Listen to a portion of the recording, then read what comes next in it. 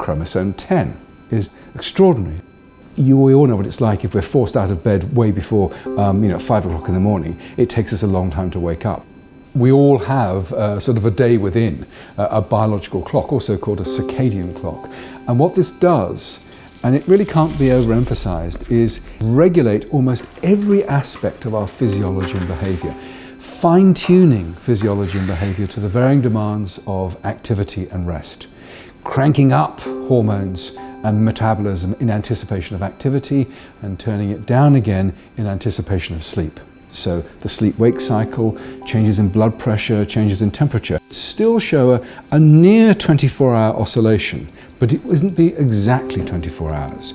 And so what needs to happen every day is that this slightly drifting clock needs to be adjusted to environmental time. And the most important signal that the clock needs is exposure to the light-dark cycle. And that light-dark is detected in mammals, such as ourselves, by light-detecting cells within the eye.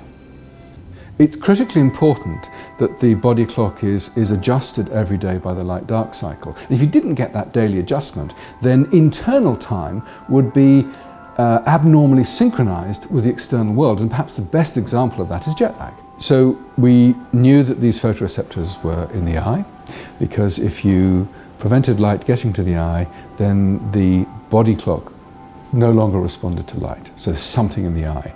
The big problem is that it was very difficult to understand how the classical visual cells of the eye could be detecting overall brightness within the environment. For vision to work, the visual cells grab light, they send that information off into the brain, and then essentially they stop working. So you have a series of sharp images.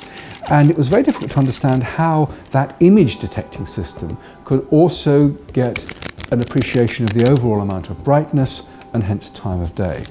So there was a big puzzle. We started using mice in which the rods and cones had largely degenerated as a result of inherited retinal diseases. So these mice had lost most of their rods and cones, they were visually blind, and we wanted to see whether they could still regulate their body clocks.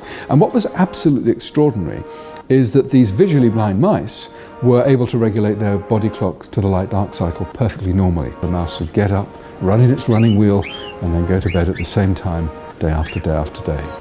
And so we thought, my goodness, there's something really interesting going on here. There had to be another class of light-sensitive cell within the eye. And the big question, of course, is, well, if it's not the rods and cones, then which of the cells of the inner retina could it possibly be?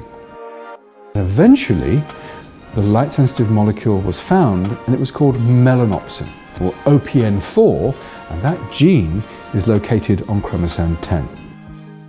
I think knowledge about this new system is really very important. If you think about it, we know that there's about 40 million people worldwide who have no sense of visual sensitivity at all. Now, understanding that there's another light sensor within the eye could hugely improve the quality of life and the sense of well-being of those individuals.